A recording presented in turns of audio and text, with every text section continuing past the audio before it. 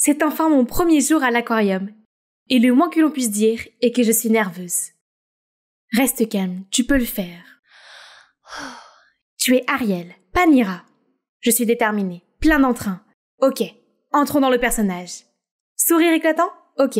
Manière amicale? Vérifié. Accent d'Ariel? Ok. J'étais une sirène éblouissante.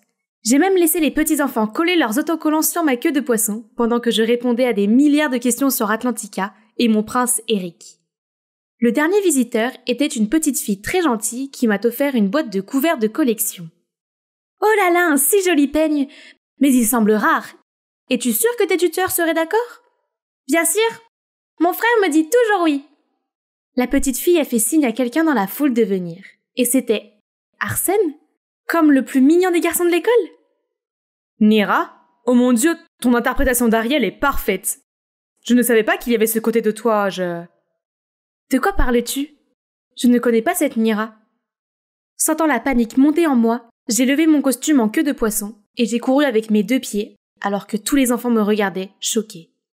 Je n'ai jamais voulu décevoir ces enfants, mais j'avais le plus gros béguin pour Arsène et je ne m'attendais pas du tout à ce qu'il soit là et qu'il me voie comme ça. À l'école, j'étais une minable, une moins que rien. Mais quand je jouais, je me sentais invincible. Du moins jusqu'à ce que mon côté timide et introverti se mette en travers de mes rêves.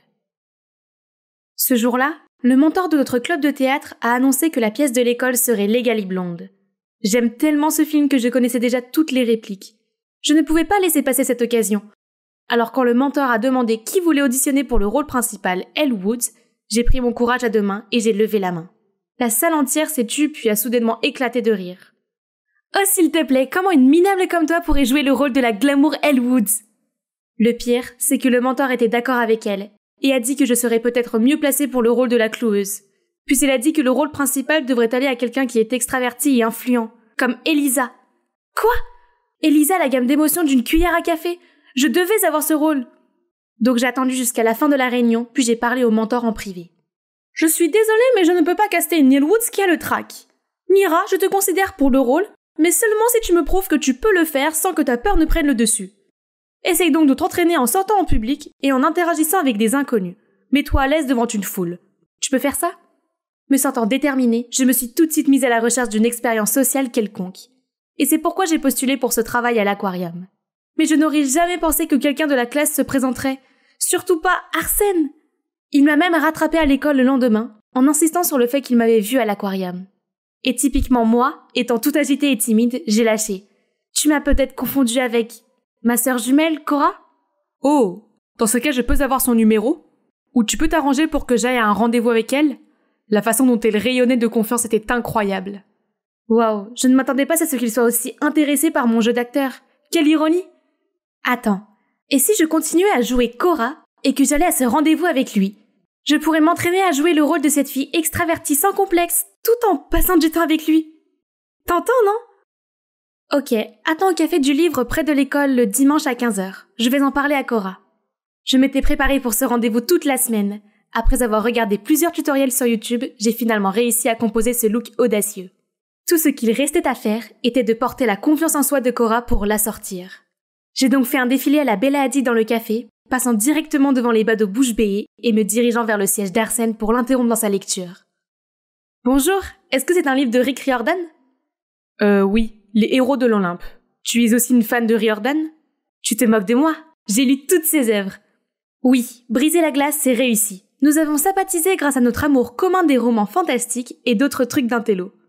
Je ne voulais pas que ce rendez-vous se termine, alors je l'ai invité dans un endroit secret.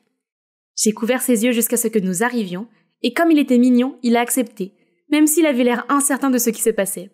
Quand j'ai allumé les lumières et que la patinoire est apparue, son visage s'est éclairé. Puis la neige a commencé à tomber. C'était comme une scène de la Reine des Neiges. Puis nous sommes allés sur la glace, et Arsène est tombé directement sur ses fesses. Arrête de rire, c'est ma première fois, ok? Oh, Arsène embarrassé était si mignon. Je l'ai aidé à se relever et c'était la première fois que nos mains se touchaient. Je lui ai fait faire le tour et lui ai appris quelques mouvements. Quand je l'ai regardé, je l'ai vu me regarder avec un grand sourire. Puis soudain il m'a attirée et je suis tombée dans son étreinte. Nos visages étaient si proches et j'ai juré que nous étions sur le point de nous embrasser. Ah! À bout de nerfs, je l'ai repoussé, il a perdu l'équilibre et est tombé à plat sur la glace. Mais il s'est immédiatement relevé et m'a suivi en patinant. Oh, ne me laisse pas t'attraper, sinon... Voyons si tu essayes. Hier, c'était comme un rêve. On s'est envoyé des textos sans arrêt jusqu'au dernier cours de la journée, le sport. Mes yeux étaient toujours collés à mon téléphone quand une balle volante a frappé mon genou. Elle venait d'Elisa. Juste après ça, une autre est arrivée et a fait tomber mes lunettes. Je me suis protégée avec mes bras et j'ai espéré que ça partirait bientôt. Et étonnamment, ça a été le cas. Seulement, Arsène était debout devant moi, bloquant toutes les balles. « Arsène ? Qu'est-ce que tu fais là ? On était juste en train de jouer !» Jouer ? Tu ne vois pas que tu lui fais mal ? Puis Arsène s'est tourné vers moi et m'a demandé si j'allais bien. Est-ce que c'est ça ? A-t-il réalisé que j'étais la fille avec laquelle il est sorti ? Mais merci de m'avoir aidé. Tu es mon amie, et aussi la sœur de Cora, donc je dois veiller sur toi, non ? Oh, il ne m'a pas reconnu. Ça veut dire que mon jeu d'acteur était impeccable, non ? Alors pourquoi je me suis sentie si mal à l'aise ? Même si je me sentais mal à l'aise dans cette situation, j'aimais aussi beaucoup trop Arsène pour m'arrêter. Donc j'ai continué à faire semblant d'être Cora. Il se comportait comme un amoureux lors de nos rendez-vous, et ça me faisait fondre. Mais à l'école, il ne voyait en moi que la sœur maladroite et sans défense de Cora. Il parlait constamment d'elle et regardait fixement dans le vide, comme s'il y avait une Cora imaginaire. J'ai commencé à m'inquiéter du fait qu'Arsène n'aimait que l'héroïne confiante, amusante et spontanée que j'avais créée, et non la timide Nira. Je ne pouvais pas lui en vouloir. Même moi, je ne me trouvais pas aimable. C'est peut-être pour ça que maman m'a quittée sans prendre la peine de m'écrire ou de m'appeler. Je ne pouvais plus faire ça. Je ne pouvais pas nourrir Arsène avec de faux espoirs d'un personnage irréel. Alors j'ai tapé un message à Arsène, lui disant que Cora était en route pour étudier à l'étranger pendant 3 ans, et que cette relation ne marcherait pas.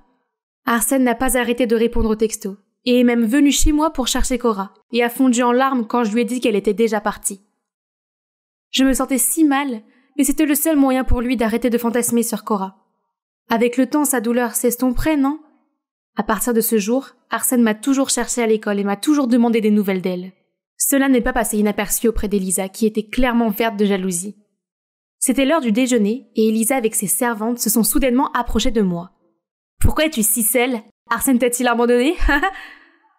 J'ai essayé de l'ignorer, mais elle ne voulait pas me laisser tranquille. « Bien alors, je vais te donner un coup de main. »« Arsène, salut ! Tu savais que Nira ici est tellement obsédée par toi ? Elle admet même qu'elle aime te suivre partout comme une harceleuse.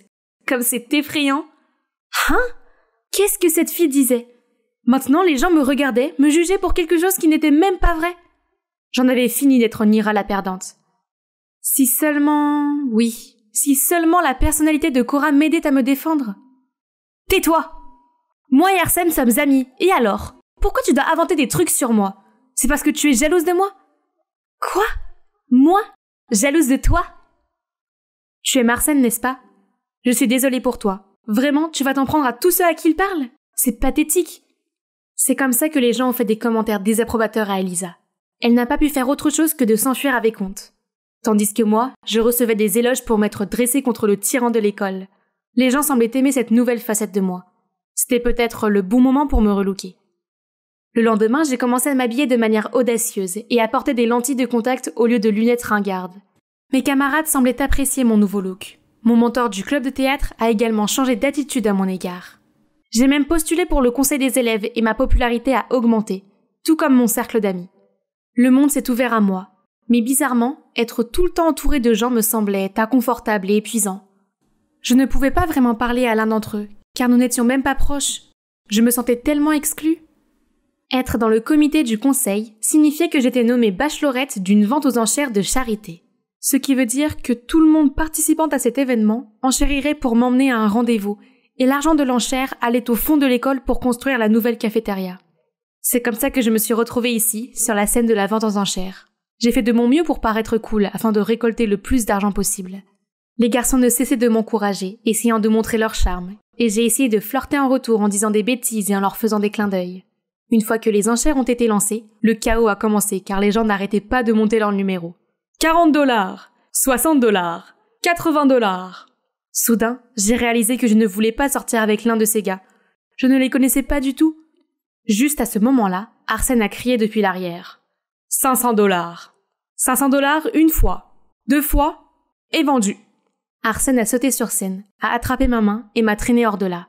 Il m'a conduite au jardin, puis a commencé à me poser des tonnes de questions. « Qu'est-ce qui se passe avec toi ? C'est comme si tu étais quelqu'un d'autre. Non, je suis juste la même vieille Nira. Dis-moi la vérité. Es-tu Cora? Tu as échangé ta place avec ta sœur pour la protéger, n'est-ce pas? Oh Cora, tu m'as tellement manqué. Après tout ce temps, il était toujours amoureux de Cora? Même maintenant que je me suis changée, il ne me voit toujours pas comme Nira. Arsène, je ne peux pas. Puis je suis partie en courant. Après une nuit à pleurer jusqu'à s'endormir, j'étais de retour à l'école, et je me suis retrouvée convoquée dans le bureau du principal avec une Elisa souriante. Là, elle a montré au principal un enregistrement vidéo de ma conversation avec Arsène la nuit dernière, qui était la preuve que quelqu'un d'autre m'avait remplacée à l'école. Si c'était vrai, je pourrais être expulsée. Oh non. Paniquée, j'ai lâché un mensonge en disant que j'étais bipolaire, et que parfois, je passais à l'autre personnage et me comportais mal.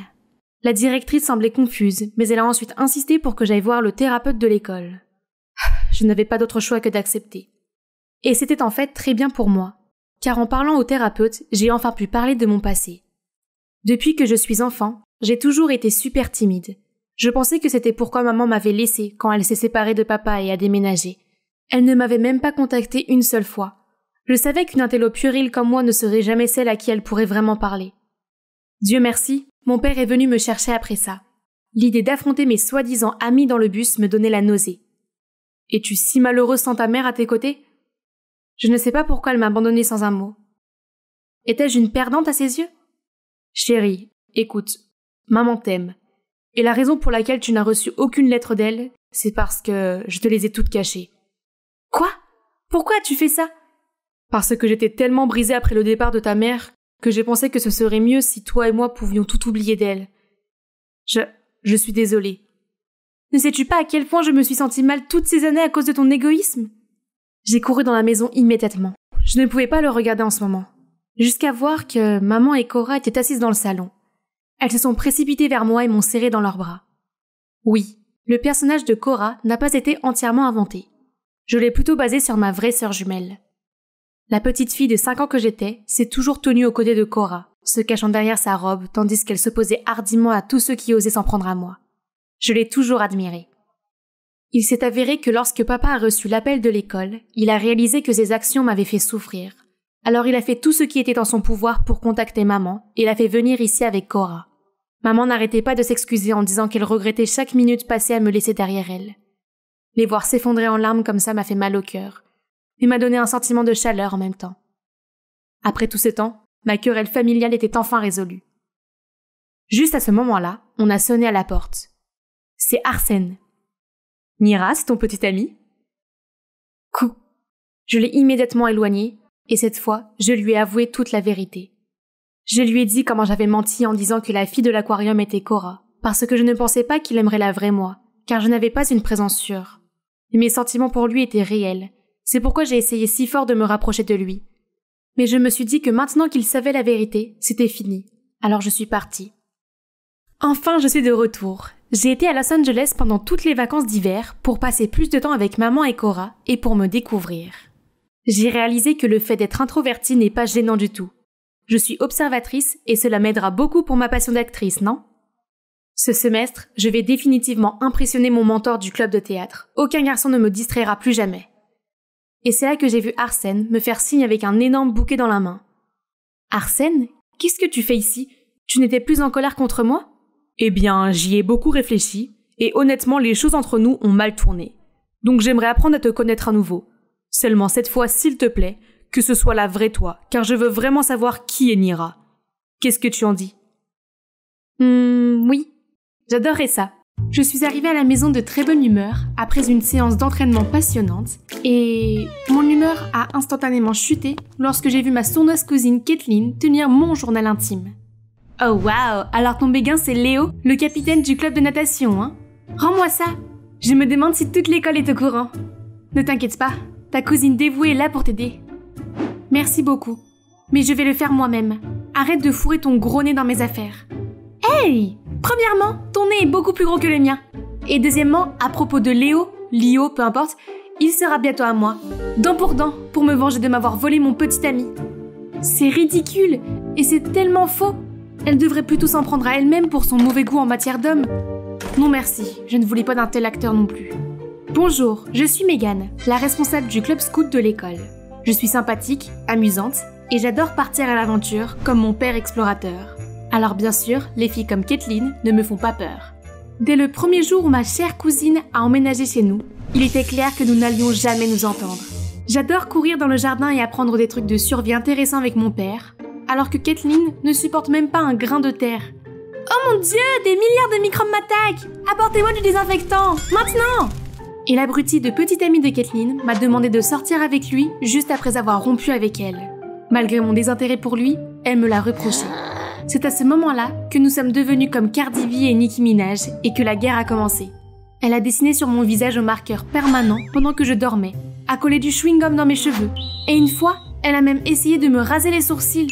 Mais qui suis-je, hein? Je peux la battre avec un seul mouvement. Mais maintenant, les enjeux sont plus importants. Elle s'en prend à Léo. Je dois donc lui avouer mes sentiments au plus vite, avant que Kathleen ne vienne tout gâcher. L'occasion idéale sera la prochaine sortie scolaire pour les meilleurs élèves, à laquelle Kathleen ne peut certainement pas participer. Et j'aurai beaucoup d'occasions d'impressionner Léo.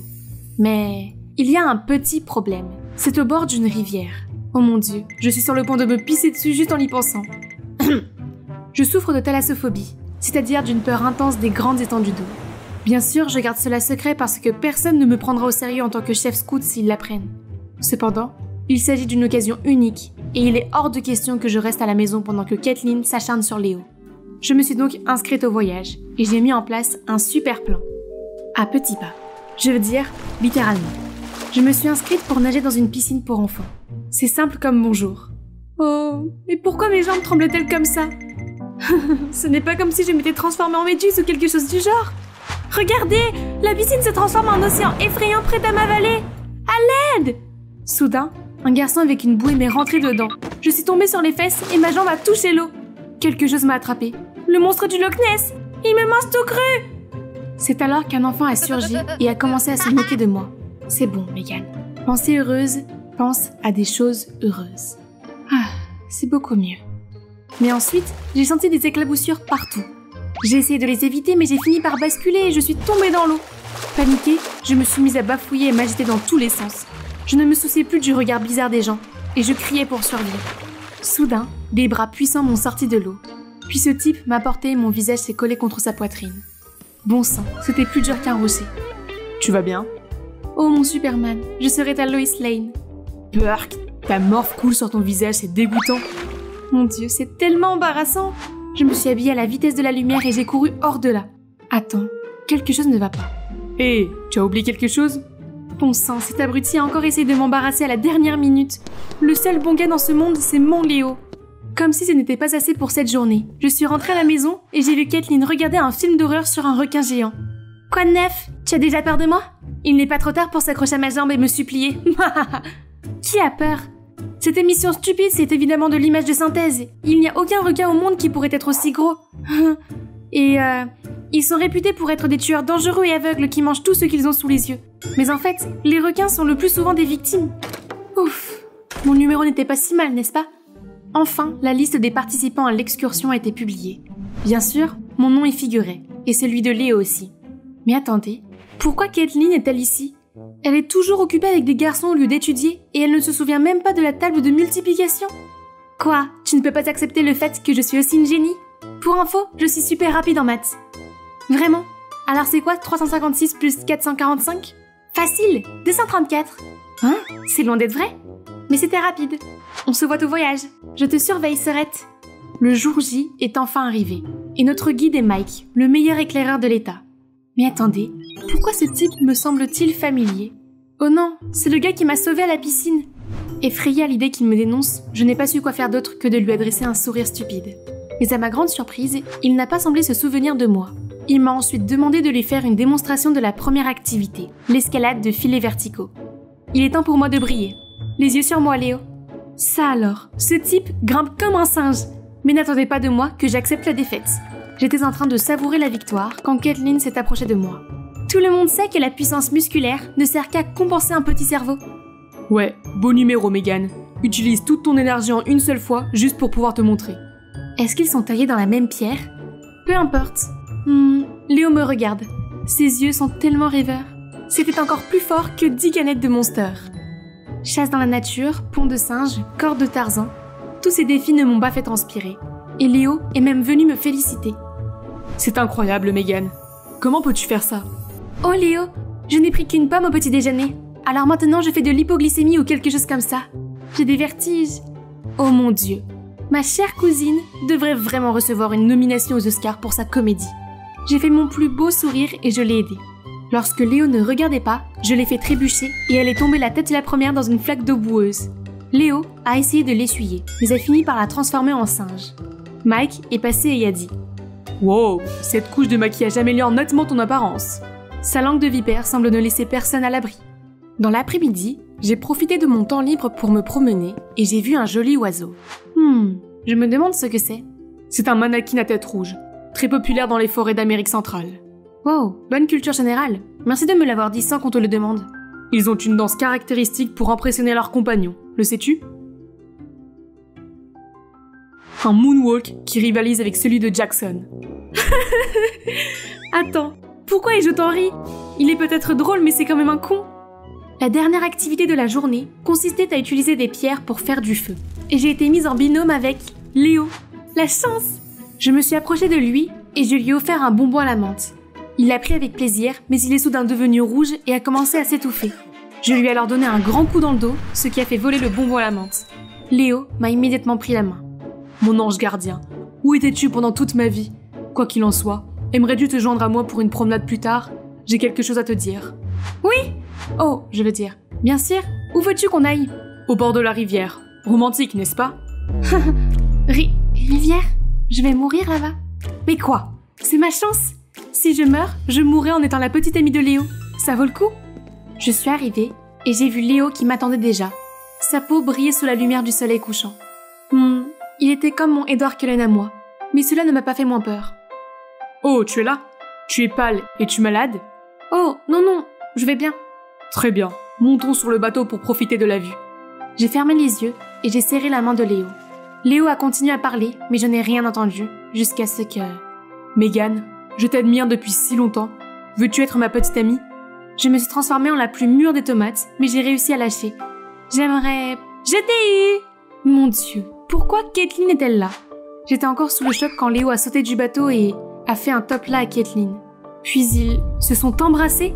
Surprise! Maintenant, tu sais ce que ça fait de se faire voler le mec de ses rêves? Non, s'il vous plaît, je ne peux pas le supporter, l'eau me fait peur. Profite de la vue, Megan. Où est passée cette fille féroce?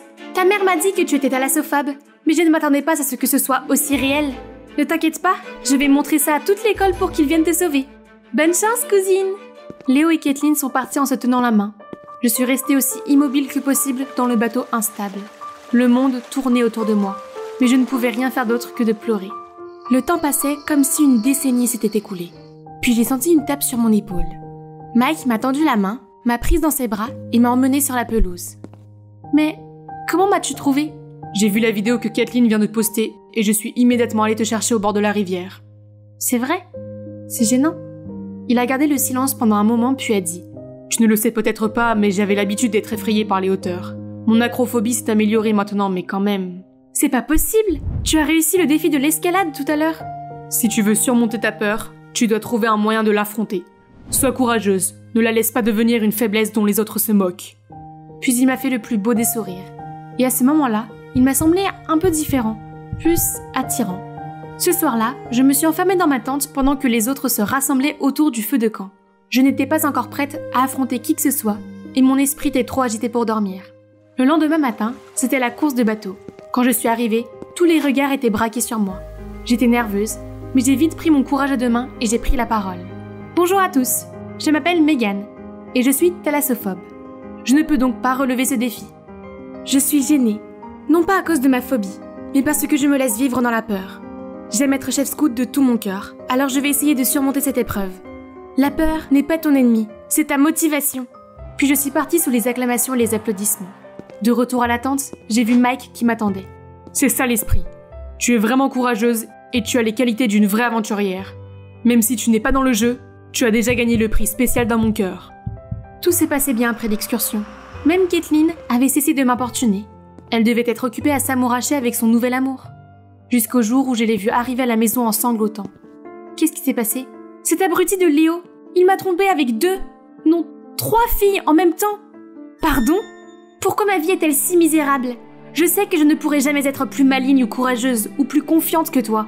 Mais est-ce que je ne mérite pas au moins une chose agréable? Je ne savais pas que Kathleen avait ce côté autodérisoire. Soudain, j'ai eu pitié d'elle. C'est ma cousine après tout. Ne pleure pas, je vais t'aider à lui donner une leçon. Vraiment? Megan, je suis désolée d'avoir laissé ma jalousie me transformer en monstre. Est-ce qu'on est bien... Le lendemain à l'école, nous sommes entrés dans le couloir et avons entendu un cri d'horreur. C'était Léo, dont le casier était plein de cafards. Il a tellement paniqué que son ami a dû le rattraper avant qu'il ne tombe. Oh Léo, je ne fais que m'échauffer. J'ai rassemblé mes camarades de classe et je leur ai montré le cadeau spécial que j'avais préparé pour lui. Bonjour à tous. Cette fois, dans Donnez le nom de votre ex à un cafard, nous avons ici un monsieur nommé Léo Whitemore. Bonne Saint-Valentin à tous. Tout le monde a éclaté de rire et Léo s'est littéralement évanoui. Et maintenant, il est connu sous le nom de Léo le cafard.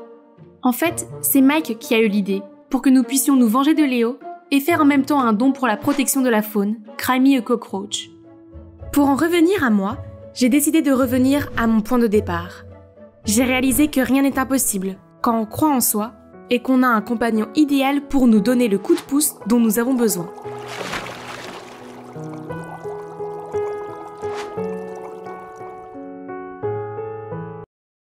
Lina, pourquoi tu es juste ma cousine et pas ma maman? Clara m'a regardée avec des yeux curieux. Je savais d'où venait cette question, car le sujet de la semaine à l'école maternelle était la famille. Les paroles innocentes de Clara me remplissaient de culpabilité. Étais-je une mauvaise personne? Je me suis posé cette question tous les jours pendant les 4 dernières années. Oui, la petite fille à côté de moi n'était pas ma fille. Je l'ai volée à son vrai père, et je l'ai élevée seule depuis. Tout a commencé avec mon oncle Oliver, qui est un homme d'affaires prospère et une personne très aimable. Je lui dois beaucoup, ainsi qu'à ma grand-mère, car ce sont eux qui m'ont élevée après la mort de mes parents dans un accident de voiture lorsque je n'étais qu'une gamine. Mon oncle n'a pas ménagé ses efforts pour combler la figure paternelle manquante dans ma vie. Mais il voulait aussi avoir un enfant biologique à lui, ce qui était un problème assez délicat pour un homme asexué comme lui. Un soir, je venais de rentrer de ma soirée avec mes amis quand je l'ai vu assis à la table de la cuisine, la tête dans les mains. J'ai demandé « Mon oncle, qu'est-ce qu'il y a ?» Il m'a regardé avec des yeux rouges gonflés, a soupiré puis a dit « Lina, c'est vraiment idiot. C'est juste que c'est mon anniversaire le mois prochain et je n'ai pas la seule chose que je désire le plus au monde. » Je l'ai pris dans mes bras et je l'ai réconforté. Je savais qu'il avait toujours envie d'avoir un enfant et je voulais l'aider. Alors ensemble, nous avons étudié la possibilité de recourir à une mère porteuse. Mon oncle était si content et il a fait tous les papiers pour se procurer un ovule de donneuse. Maintenant, tout ce qu'il lui fallait, c'était une mère porteuse. Il est donc passé par une agence locale de mères porteuses qui lui a présenté 5 profils de mères porteuses potentielles. Je jure qu'il a dû relire chacun d'eux une centaine de fois. Mais il a fini par en choisir un. Une femme appelée Camille. Sur le papier, Camille semblait parfaite. Elle était âgée de 31 ans et avait déjà un petit garçon en bonne santé appelé Martin. Un contrat a été établi. Tous les soins médicaux de Camille seraient payés et elle recevrait également une somme d'argent assez importante. Puis, lorsque le bébé aurait 1 semaine, mon oncle l'élèverait seul. Tout cela semble parfait, hein? Eh bien, ça a vite pris une mauvaise tournure.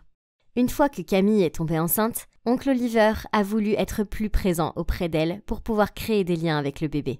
Une fois, je suis entrée dans le salon où de la musique classique était jouée et mon oncle appuyait sa tête sur le ventre de Camille pour voir si le bébé pouvait entendre la musique.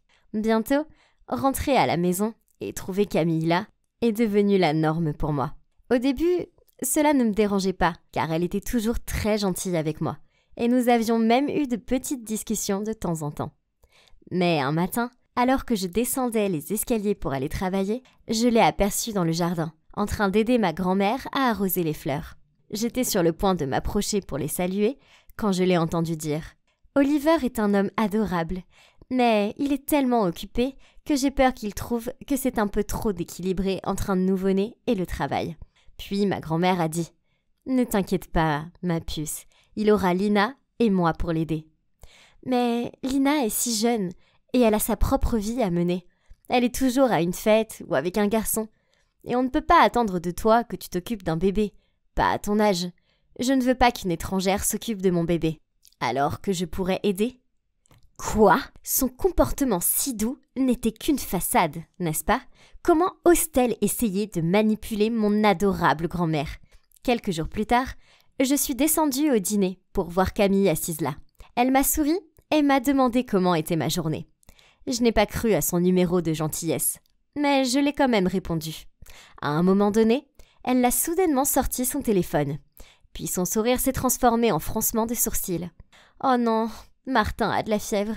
Je ferais mieux d'aller le voir. » Elle a immédiatement tiré sa chaise en arrière et s'est levée. Vous savez ce que c'est. Seul l'amour d'une mère peut faire en sorte qu'un petit se sente mieux. Puis elle est partie. Les paroles empoisonnées de Camille ont certainement touché grand-mère, qui se montre inquiète pour Martin et laisse échapper un doux sourire tandis que ses yeux suivent les pas de Camille. Et ce n'était qu'un début. Le jeu de Camille a continué, car quelques jours plus tard, elle s'est présentée sur le pas de notre porte en larmes. Puis, elle nous a raconté que le lieu de la fête d'anniversaire de Martin avait annulé la fête et qu'ils avaient refusé de la rembourser. Évidemment, mon oncle lui a dit qu'elle pouvait faire la fête chez nous et qu'il couvrirait les frais. Le jour de la fête, j'ai vu Camille passer à mon oncle tous les reçus pour le château gonflable, le musicien, le traiteur, etc. Elle a tapoté doucement son ventre et a souri. « Tu seras un père merveilleux. Tu sais, on pourrait toujours avoir un autre après celui-là. » Gratuitement, bien sûr. Plus tard, je l'ai vu murmurer quelque chose à Martin. Et l'instant d'après, il a couru vers mon oncle, lui a serré les jambes et a dit « Merci pour la fête, papa. » Puis Camille s'est précipitée vers lui, a caressé ses cheveux et a dit « Oh, chérie, ce n'est pas ton papa. Mais ce serait bien, n'est-ce pas, de vivre tous ensemble ici avec le bébé. Trop, c'est trop. » Alors, ce soir-là, j'ai confronté mon oncle et ma grand-mère à ce sujet. Je n'ai pas un bon pressentiment sur Camille. Je pense qu'elle essaye de rompre le contrat. Mon oncle a soupiré, puis a dit « Je sais. » Puis grand-mère a ajouté « Camille a raison. Oliver ne peut pas faire ça tout seul. Tu es trop jeune et je suis trop vieille. C'est donc logique que Camille reste dans le coin pour l'aider. C'est toujours mieux que d'avoir un inconnu dans les parages, non ? Je peux aider. J'ai élevé la voix. Plutôt moi qu'elle. Je n'ai pas confiance en elle. Ma grand-mère a secoué la tête. Mais c'est elle la mère. C'est elle qui porte le bébé. Leur lien est indéniable. Je sais ce que c'est que de perdre des gens qu'on aime. Camille va briser le cœur du bébé. J'en suis sûre. Elle ne pense qu'à elle. Mon visage est devenu rouge alors que j'ai levé la voix. Mon oncle est resté silencieux. Puis il a soupiré et est sorti de la pièce. J'ai couru après lui et je l'ai tiré en arrière. Mon oncle, tu as fait ton choix dès le début. Pourquoi le changer maintenant ? Il a répondu en gardant les yeux rivés sur le sol. Ta grand-mère n'a pas tort. Quoi ? J'ai crié. Arrête de laisser cette sorcière Camille te manipuler. Il a secoué la tête et il s'est éloigné. Oh mon Dieu ! Ils étaient contrôlés comme des marionnettes. Il fallait que ça cesse. Donc, j'ai décidé de confronter Camille à ce sujet. Ma chance est arrivée le lendemain. Elle aidait à préparer le dîner, alors je lui ai dit « Je sais ce que tu manigances. Tu veux juste une vie facile sans aucun souci d'argent. C'est pour ça que tu les manipules. Mais tu ne peux pas me tromper. » Elle a arrêté de couper les carottes, puis m'a regardée. « C'est vrai ? Le truc, Lina, c'est que j'ai toujours ce que je veux. » Elle a fait un sourire maléfique, puis elle a enfoncé le couteau dans la carotte avec une telle férocité que j'ai sursauté. C'était officiel. Camille était folle. Mais je n'avais aucune preuve. Donc en fait, il n'y avait absolument rien que je puisse faire à ce sujet. Comme prévu, la folie a continué. Le lendemain, je suis allée dans la chambre de grand-mère et je l'ai vue, l'air agité, fouiller dans son tiroir de chevet. Encore une fois, je ne trouvais pas mes pilules. Et il continuait à apparaître dans des endroits étranges. Elle semblait vraiment inquiète de perdre la tête. Plus tard, quand nous étions tous en train de dîner, Camille est allée au réfrigérateur et, surprise, devinez ce qu'elle y a trouvé. Ouais, les pilules de grand-mère. De toute évidence, Camille les avait mises là. Puis elle s'est approchée de grand-mère, lui a frotté l'épaule et lui a dit avec inquiétude « J'aurais dû m'occuper davantage de toi. Nous devrions te faire examiner par le médecin le plus tôt possible. L'âge peut être si cruel pour l'esprit, et je ne veux pas être distraite quand le bébé sera là. » Après cela, grand-mère semblait totalement convaincue qu'elle était trop vieille pour s'occuper d'un bébé, même après que le médecin lui ait dit que tout allait bien. De plus, elle était catégorique sur le fait que Camille devait emménager pour aider. Oh, quel serpent cette Camille! 1 mois plus tard, le bébé est né.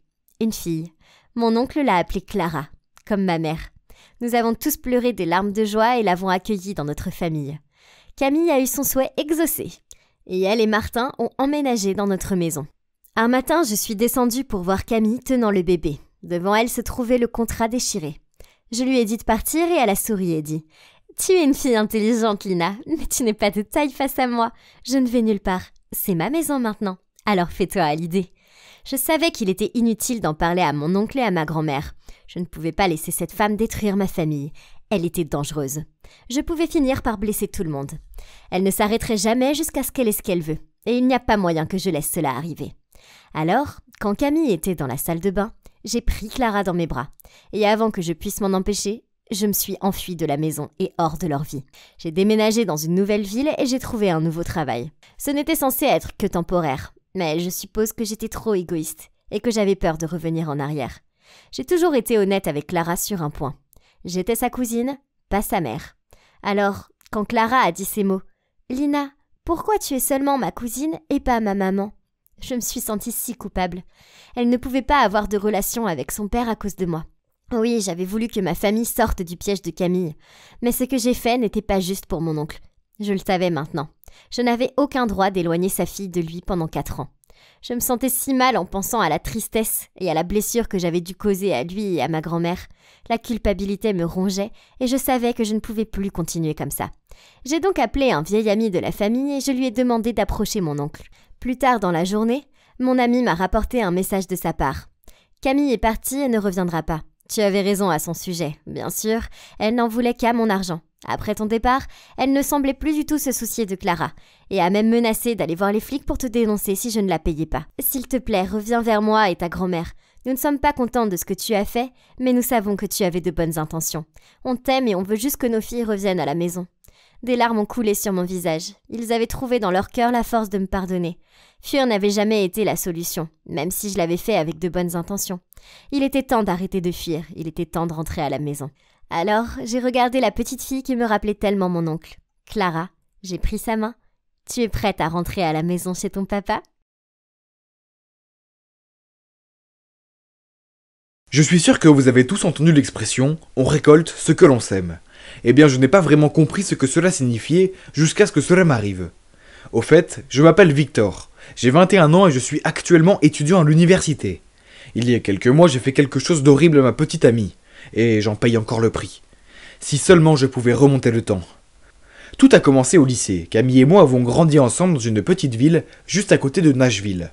Et nous étions totalement amoureux. Quand est venu le moment d'aller à l'université, nous avons tous les deux choisi d'étudier à Nashville, mais dans des universités différentes. Camille était la fille la plus douce que j'ai jamais connue et notre grand projet était de nous marier après l'université et de fonder une famille. Elle a choisi d'étudier dans l'éducation pour devenir enseignante. Ses études étaient si intenses qu'elle était occupée en permanence. Moi, j'ai choisi l'école de commerce, et même si j'étais occupé, ce n'était pas aussi fou que l'école normale. J'avais en fait beaucoup de temps libre. Alors j'ai fini par rejoindre un club d'entrepreneurs. Car je voulais créer ma propre entreprise un jour. Camille m'a totalement encouragé et même si cela signifiait que nous nous voyions beaucoup moins, les choses allaient toujours aussi bien entre nous. Mais très vite, les choses ont commencé à changer. Plus je me mettais à rencontrer de nouvelles personnes, plus je me rendais compte que je m'éloignais de Camille. Et qu'en fait, elle m'ennuyait un peu. Elle ne parlait que de ses cours et même si elle m'aimait toujours autant, c'était toujours la même fille depuis des années.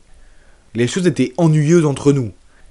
Alors, quand une nouvelle fille appelée Julia a rejoint le club des entrepreneurs, je n'ai pas pu m'empêcher de la remarquer. Elle avait 3 ans de moins que moi et était si belle. Elle aimait porter des vêtements serrés qui pouvaient montrer toutes les courbes de son corps. Tous les gars ne pouvaient détacher leurs yeux d'elle, y compris moi. Une fois, voyant Julia debout dans le coin de notre salle de club, j'ai décidé de l'approcher et de voir si elle était aussi douce qu'elle en avait l'air. Je me suis approché d'elle et lui ai dit « Est-ce que tu passes une caméra ?» Et elle a eu l'air confuse et a dit « Alors j'ai dit « Parce que quand je te regarde, je ne peux pas m'empêcher de sourire. » Elle a même pas ri.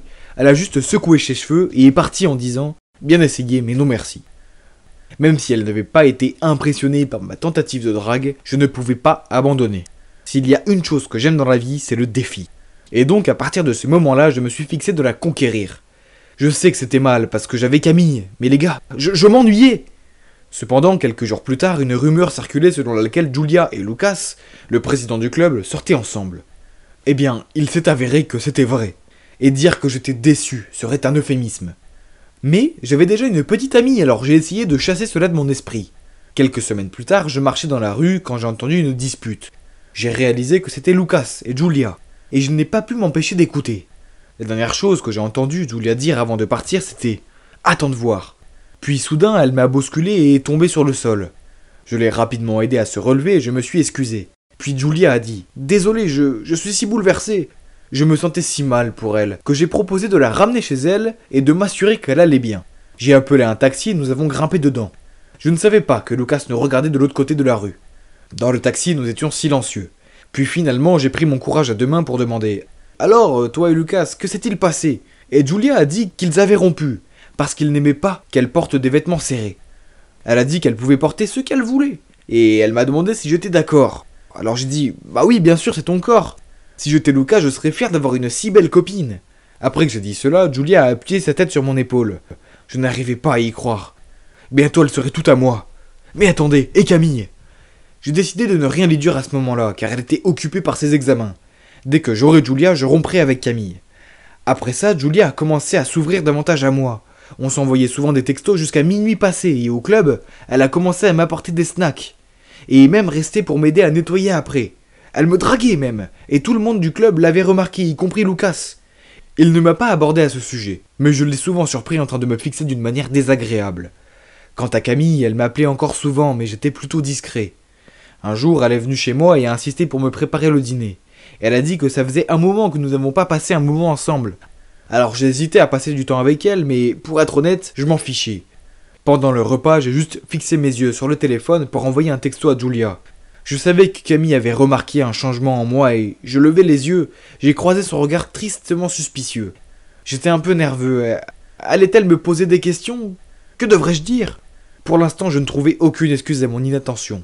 Mais je n'étais pas encore prêt à lui dire la vérité. Mais la relation avec Julia n'était même pas encore officielle. Et je ne voulais pas rompre avec Camille.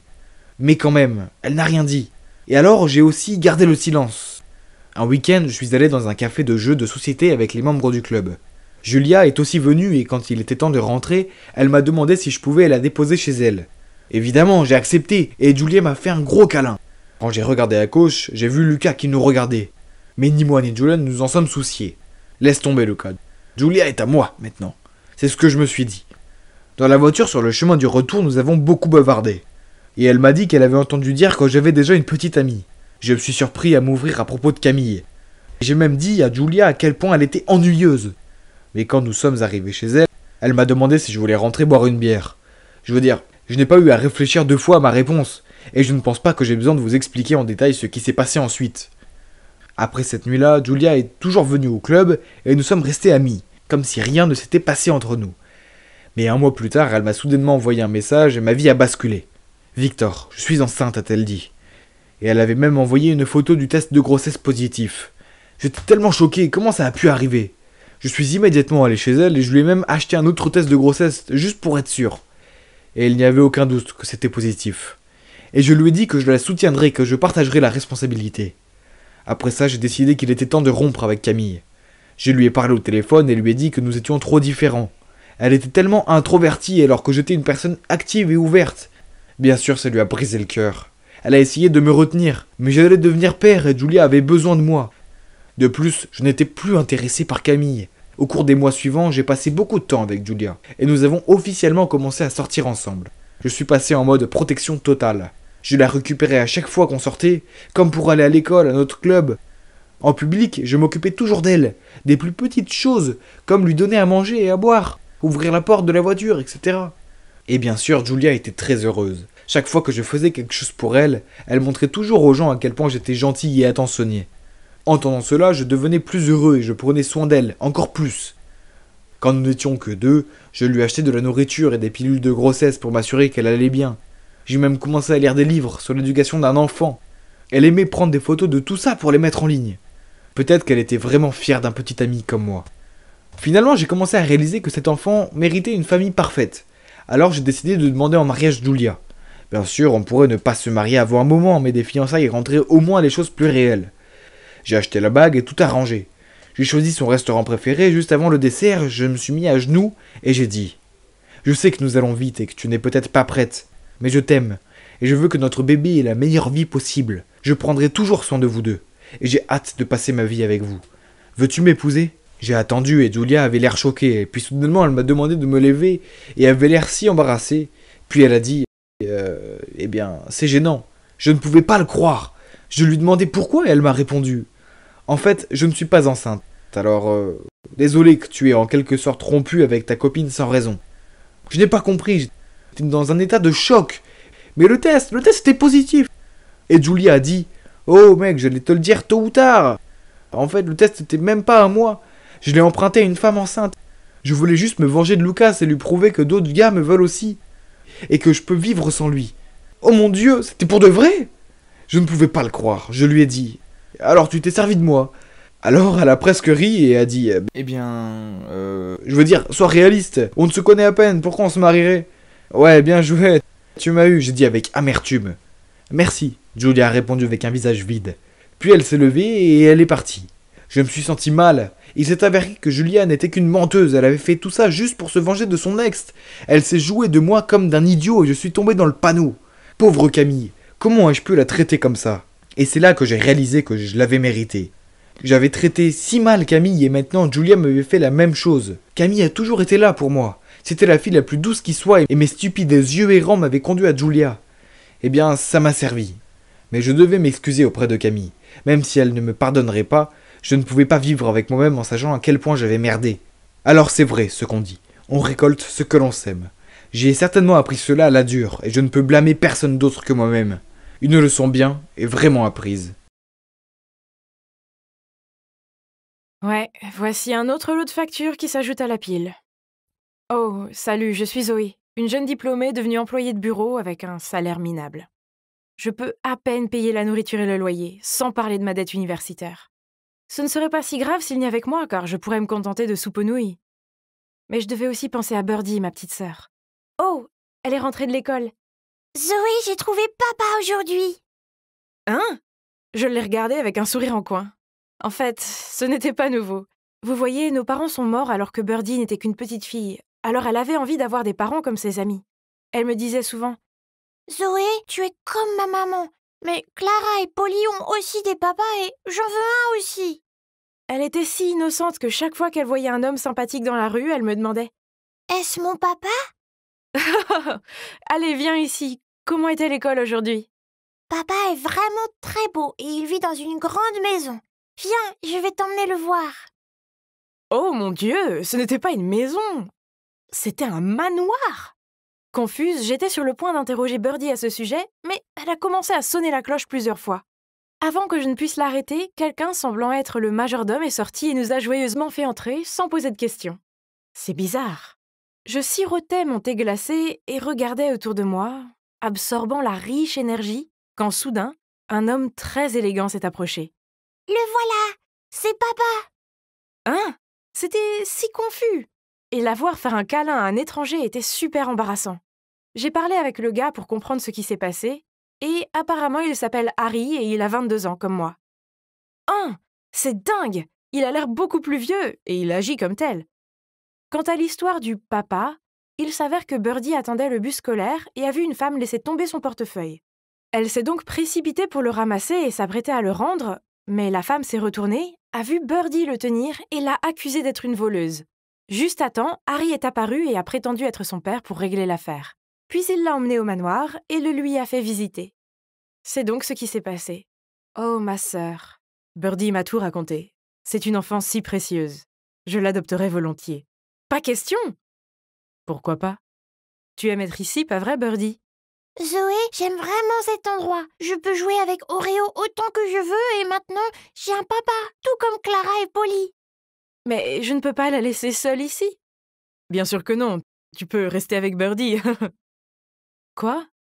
Comment une si bonne personne peut-elle soudainement tomber du ciel? Sceptique, J'ai dit à Harry que j'avais besoin de plus de temps pour réfléchir. Il a souri et m'a tendu sa carte de visite en me disant de l'appeler quand je voulais. Qu'est-ce que c'est? Harry Atkins, le fils aîné du président de ATLAC Corporation. Incroyable! Son nom était partout sur Internet, comme étant un jeune homme riche et éduqué. Si c'était le cas, alors ça devait être réglo, n'est-ce pas? Oh, je ne peux pas payer tout ça. Ma sœur et moi méritons mieux que cette vie. Et puis, ce serait bien d'avoir un endroit où rester gratuitement, non? Alors, le lendemain, je suis allée voir Harry et je lui ai proposé de l'aider à faire le ménage en échange. Harry a accepté et a présenté un contrat préparé. Un contrat? D'accord, mais il y avait une clause qui m'obligeait à ne pas mentionner que j'étais la sœur de Birdie. C'était un peu bizarre. Mais, tant pis, ça n'avait pas d'importance. C'était pour notre nouvelle vie luxueuse. Attends, mais est-ce que ça veut dire que je dois aussi l'appeler papa? Donc, ouais, ma nouvelle vie a commencé et, oh mon Dieu, c'était formidable!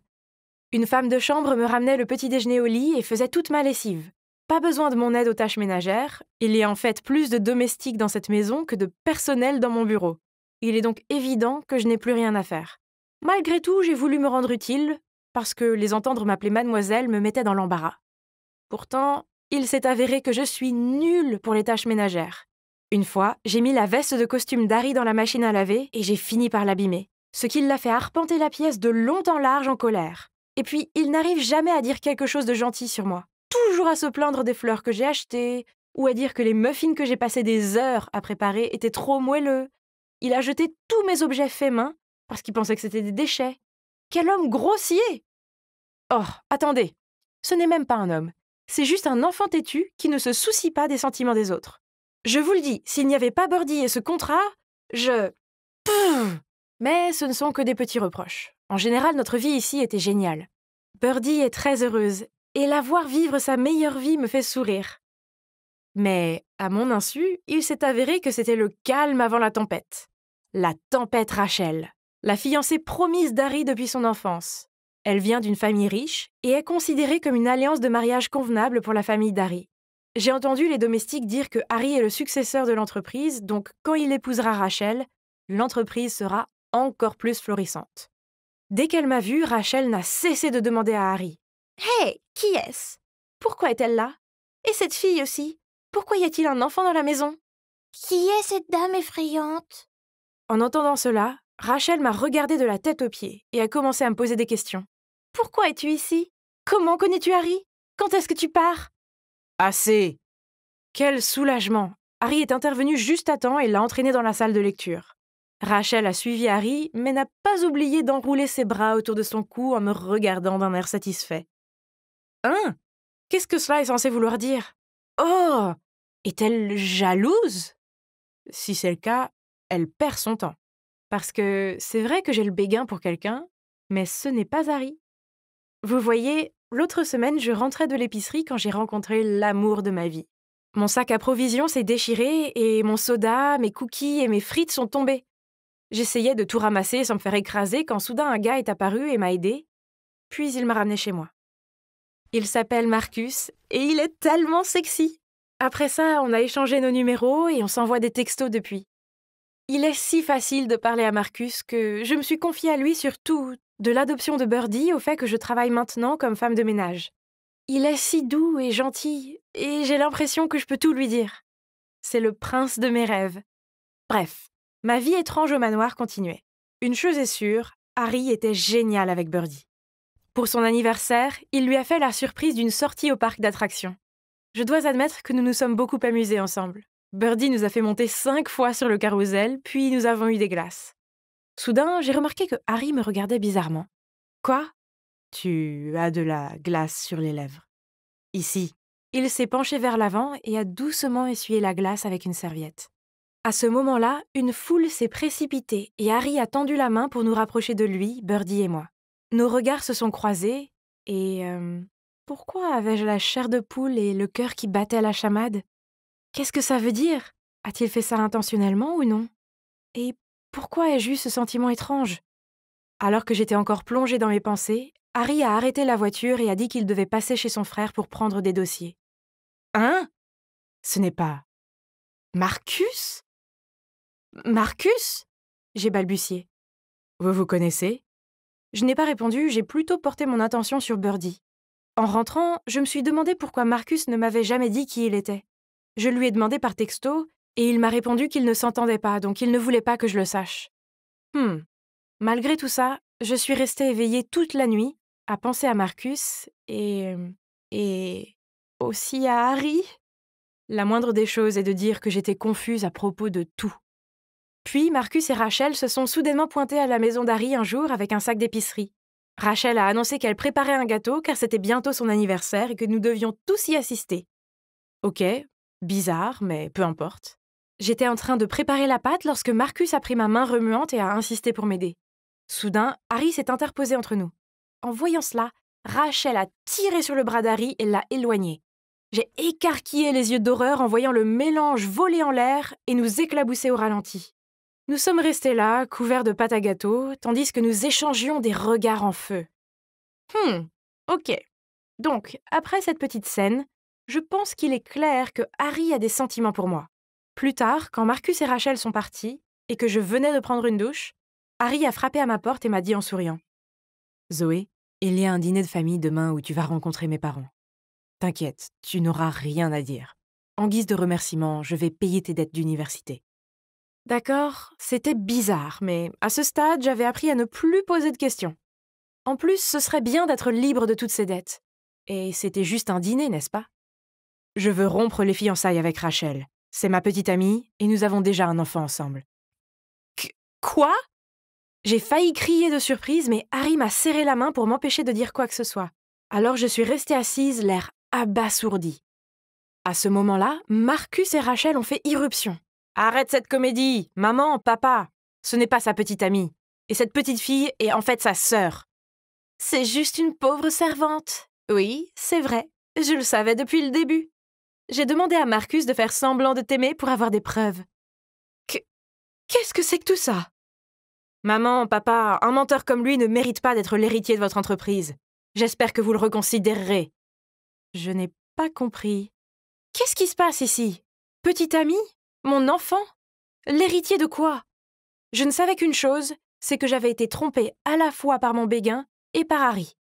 Je me sentais comme une idiote. Alors j'ai vite attrapé Birdie, emballé toutes mes affaires et je me suis enfuie du manoir immédiatement. La pauvre innocente Birdie semblait si confuse. Elle demandait où était son père et pourquoi elle ne pouvait pas rester avec lui. J'ai pris ce qui restait de nos économies pour louer un petit appartement pour nous deux. La vie a repris son cours normal, avec les lettres de mise en demeure et tout le reste. C'était notre réalité, je le savais maintenant. Les 2 derniers mois étaient comme un rêve. Il était temps de se réveiller. Mais malgré tout, je me sentais triste chaque fois que je pensais à la façon dont Harry m'avait trompée. En fouinant sur Internet, j'ai vu un article sur la façon dont Marcus avait repris la société avant de faire faillite à cause de ses mauvaises décisions. Quant à Harry, il avait fondé sa propre start-up et ça avait l'air de bien fonctionner. Mais et puis, un jour ensoleillé, j'allais chercher Birdie à l'école quand une personne familière est arrivée à côté de moi. « Hey, c'est une belle journée, n'est-ce pas? »« Harry? Qu'est-ce que tu veux? » ?»« Écoute, j'admets qu'au début, je t'utilisais juste pour me dégager de mes engagements avec Rachel. Mais ensuite, je veux toi et Birdie dans ma vie. Je t'aime, Zoé. Veux-tu rentrer à la maison avec moi?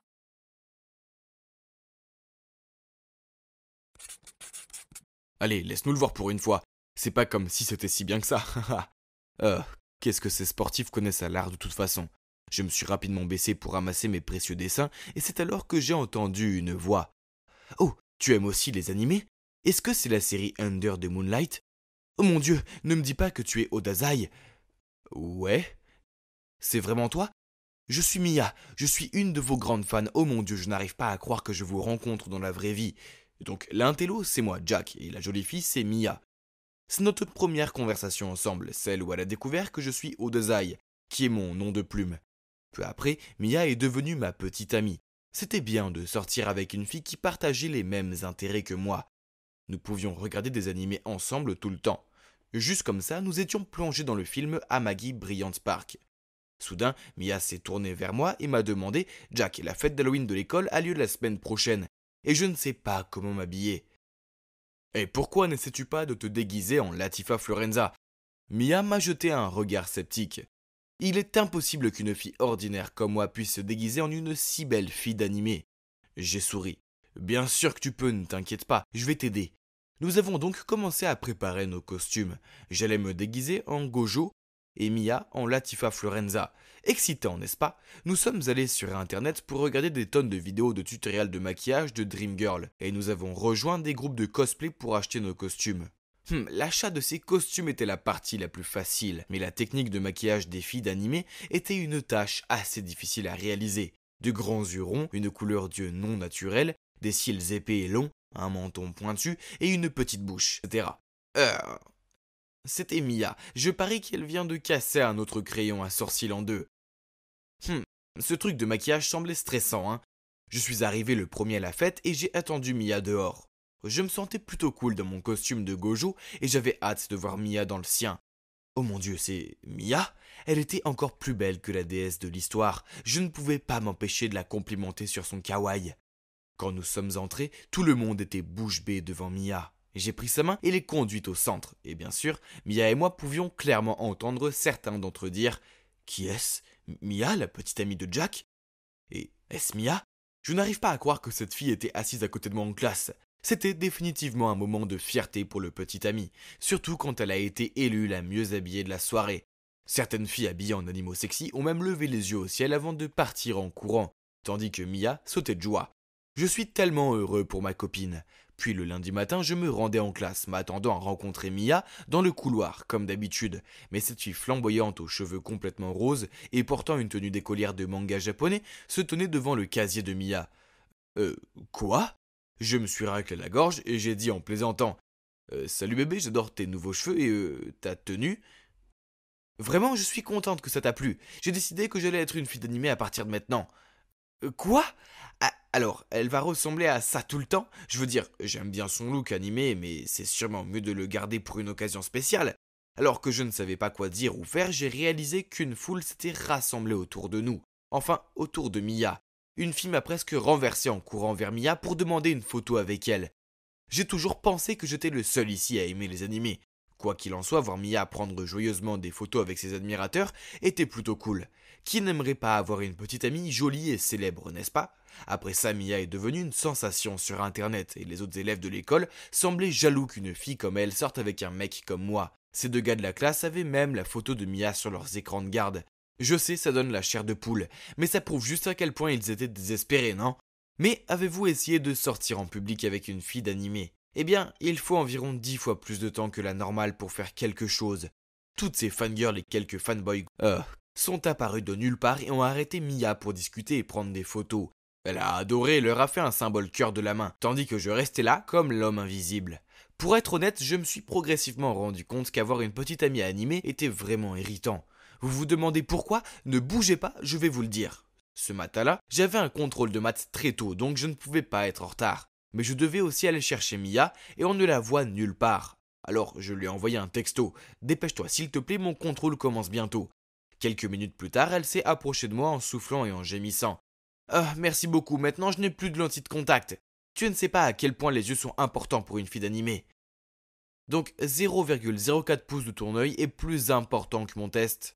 Sérieusement, je suis sur le point d'échouer au cours de maths et elle est encore fâchée contre moi à propos de ses yeux.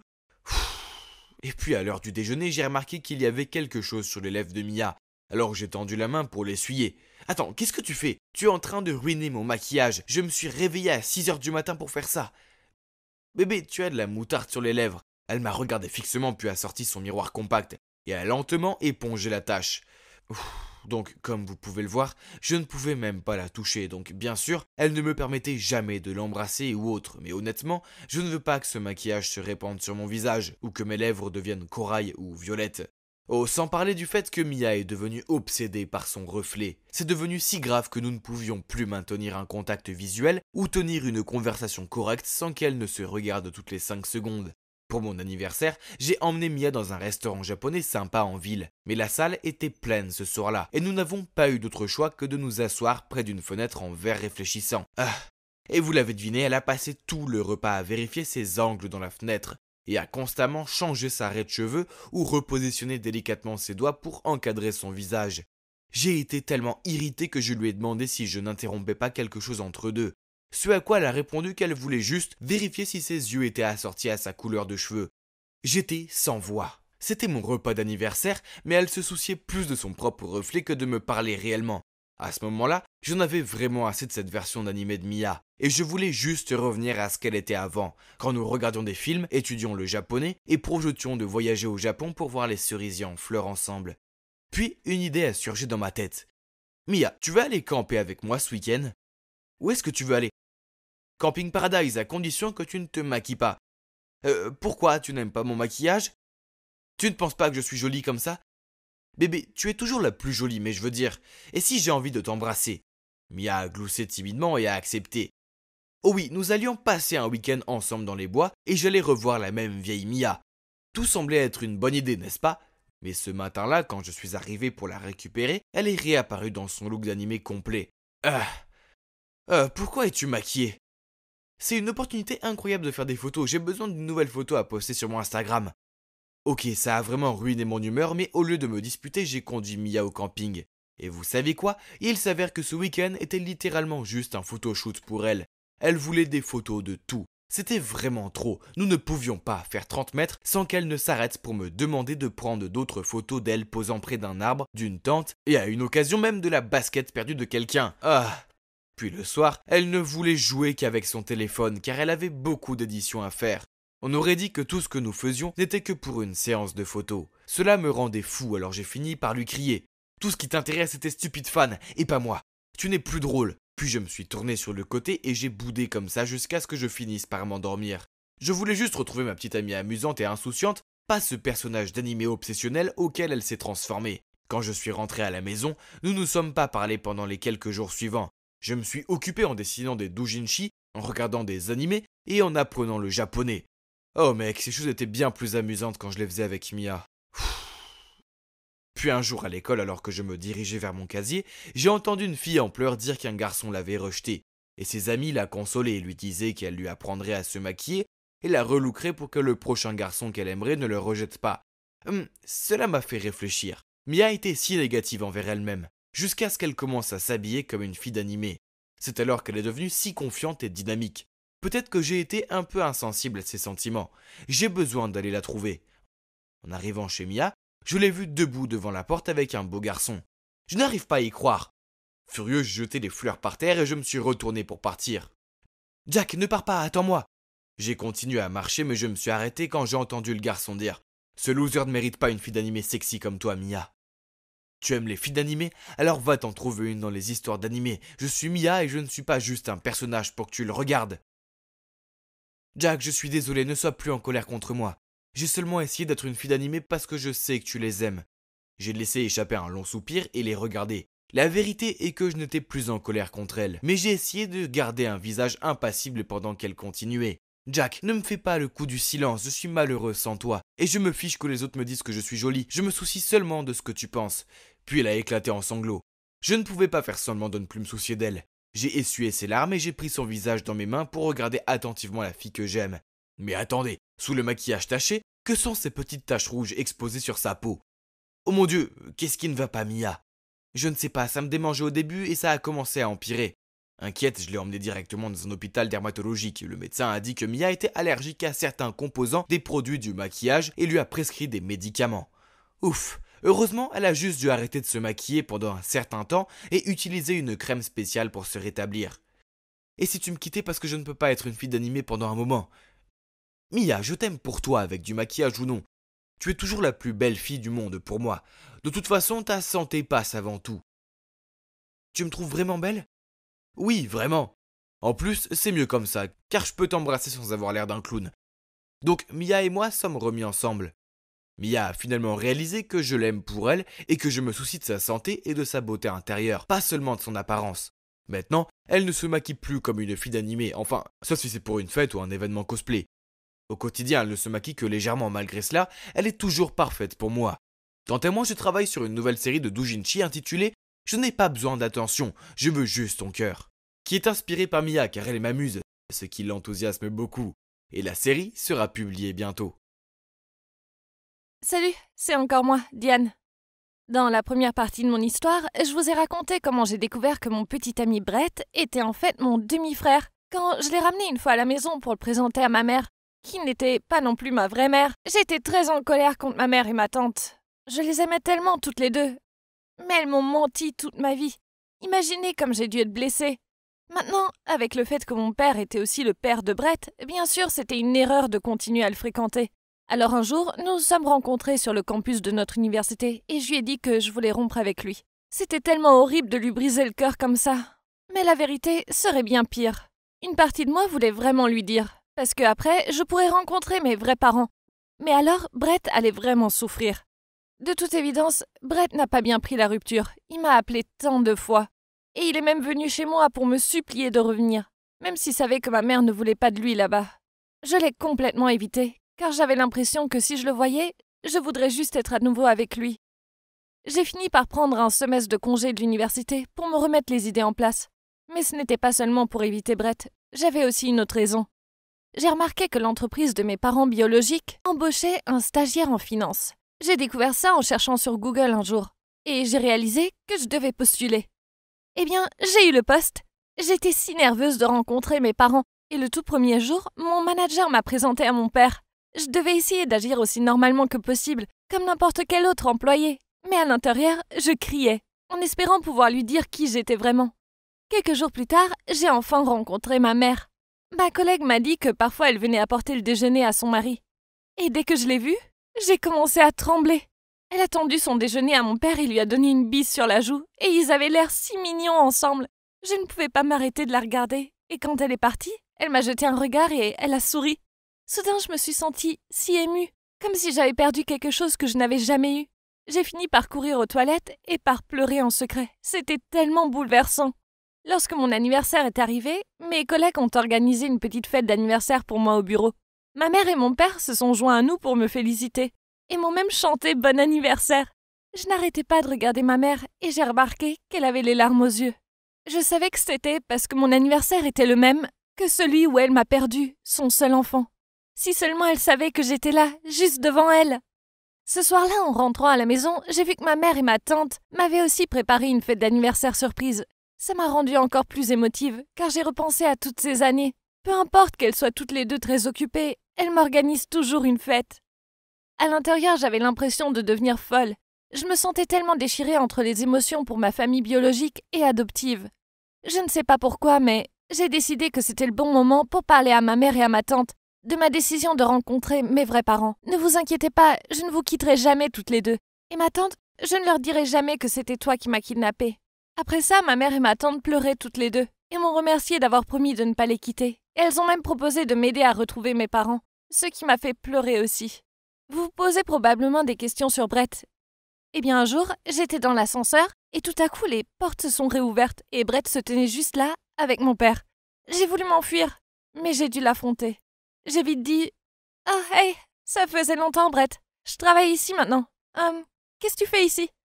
Mon père nous regardait de façon confuse et je faisais semblant de ne pas savoir qu'ils étaient père et fils.